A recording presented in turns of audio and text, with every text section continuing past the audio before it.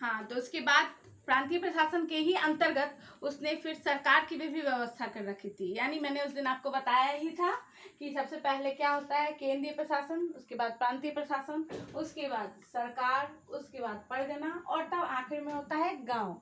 तो यहाँ मैं अभी आपको सरकार के बारे में बता रही हूँ। उस जमाने में सरकार मतलब होता था जिला।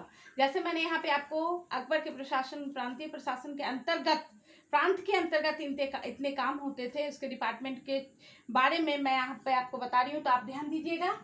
यहाँ जो सरकार होता था यानी उसको जिला कहा जाता था, और उसका मतलब जिला होता था, और फौजदार, इसके अंतर्गत जो बड़ा पदाधिकारी होता था सरकार में वो फौजदार का होता था। ये सारे सैन्य का अधिकारी होता था, और ये जिला में सारा प्रशासन का कार्य का देखभाल करता था। ये भी उत्तराधिकारी होता, ये भी उत्तरदायी होता था। उत्तराधिकारी तो ये नहीं होता था, उत्तरदायी होता था किसके प्रति, बादशाह के प्रति।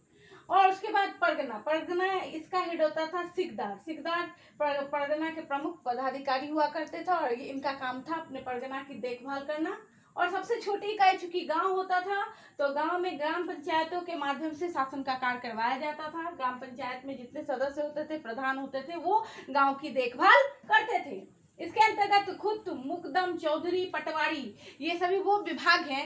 इन सभी विभागों की स्थापना की गई थी। इसके माध्यम से बादशाह क्या करते थे, तो टैक्स यानी कर, राजस्व को का टैक्स वसूली का ये डिपार्टमेंट था, और ये लोग टैक्स वसूल किया करते थे किसके से, तो गांव के किसान से, व्यापारी वर्ग से ये टैक्स लेने का ये विभाग का काम होता था। और उसके बाद नगर प्रशासन, तो उस समय नगर प्रशासन का हेड होता था कोतवाल। कोतवाल नगर प्रशासन के सारे कामों की देखभाल करता। कोतवाल सारा निरीक्षण करता, सारे दस्तावेज खंगालता, सभी की चाक चौबंद व्यवस्था रखता, नए आगंतुकों की देखभाल, और उसके लिए व्यवस्था, सराय, उसके लिए जैसे हम लोग अभी के समय में धर्मशाला, इस सब की रुकने का, खाना व्यवस्था, उसके लिए स्टे होम्स की व्यवस्था करता था। और व्यापारियों से वसूली का काम भी यह करता था। यानी नगर के प्रशासनिक कार्य की देखभाल करता था, और नगर पालिका का ये हेड हुआ करता था। अब आप लोग जानेंगे कि इसके अंतर्गत उसके बाद वो पूरी तरह से अपना क्या किया हुआ था, तो अपने वित्त विभाग को भी उसने अलग करके रखा हुआ था, और सबके ऊपर एक पदाधिकारी लगा दिया था, जो हर किसी के काम को हर कोई निरीक्षण करे, और कहीं भी गलती या त्रुटि न रह जाए। और राजा सभी से मंत्रणा करता, बादशाह सभी से बातचीत करता, और सभी की बातों को सुनता, देखता, मिलाता कि कहीं कोई त्रुटि तो नहीं रह गई है। इस प्रकार वो अपने कार्यों के निष्पक्ष जांच पर पहुंचता और कार्य को पूर्ण करता।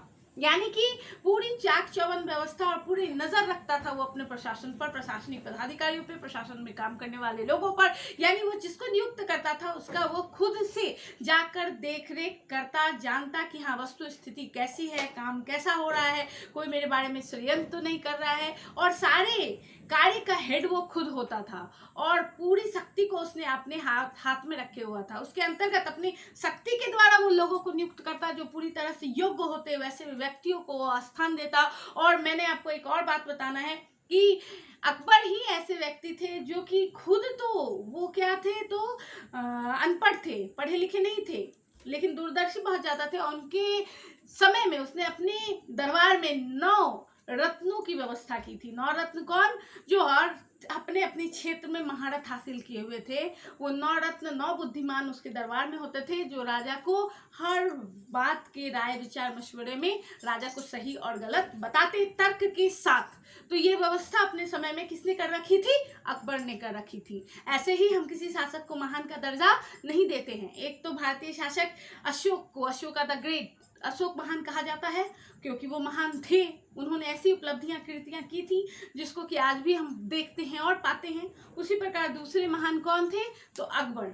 यानी कि इनके बारे में अगर महान शब्द हम लगा रहे हैं तो इन्होंने जरूर कोई महान काम किए होंगे, तभी इनके बारे में महान शब्द लगा है, अन्यथा महान जल्दी किसी के साथ नहीं लगता है। अगले अध्याय में मैं वित्त विभाग और कुछ मामलों की जानकारी आपको दूंगी, और जैसे मैं दे रही हूँ लिख के, आप वैसे उसको पॉइंट आउट करके लिख लीजिए, और ये हमेशा आपके पास रह जाएगा। ऐसे मैंने पॉइंट करके बता दिया है कि आपको दिक्कत नहीं आएगी। और आप देख रहे हो ये जो टर्म है, ये टर्म अभी वर्तमान में भी इसका प्रयोग कहीं ना कहीं पर होता है, यानी कि ये अकबर के समय से ही चला आ रहा है। और अंग्रेजों ने भी इस बहुत सारे टर्म्स का सुधार नहीं किया है, इसका मतलब कि उनको भी इसमें ये सब सही लगता था, है ना। चलिए ठीक है, तो अगले कक्षा को कंटिन्यू करते हैं।